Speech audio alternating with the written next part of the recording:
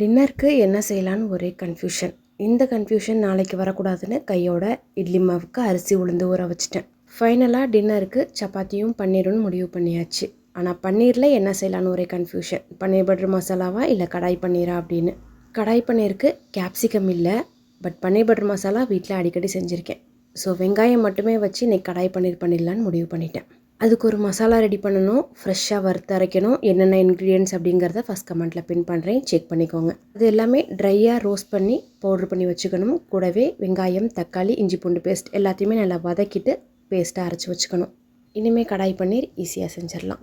கடாயில் எண்ணெய் விட்டு ஹோல் கிராம் ஸ்பைசஸ் சேர்த்ததுக்கப்புறம் கட் பண்ணி வச்சுருந்த பன்னீர் அண்டு வெங்காயம் கூட அரைச்சி வச்சுருந்த மசாலா எல்லாம் சேர்த்து ஒரு 4 to 5 மினிட்ஸ் நல்லா அந்த ஆயிலே சாட்டே பண்ணிக்கலாம். அதுக்கப்புறம் நம்ம அரைச்சி வச்சுருந்த பேஸ்ட் அது கூட சேர்த்து லோ ஃப்ளேமில் ஒரு 5 to 10 மினிட்ஸ் குக் பண்ணோன்னா கடாய் பன்னீர் சூப்பராக ரெடி ஆகிடும். லாஸ்ட்டாக கொஞ்சமாக முந்திரியை காய்ச்சி ஆற வச்ச பாலில் அரைச்சி சேர்த்துருந்தேன். செம்ம டேஸ்ட்டாக இருந்தது. ட்ரை பண்ணி பார்த்துட்டு எப்படின்னு சொல்லுங்கள்.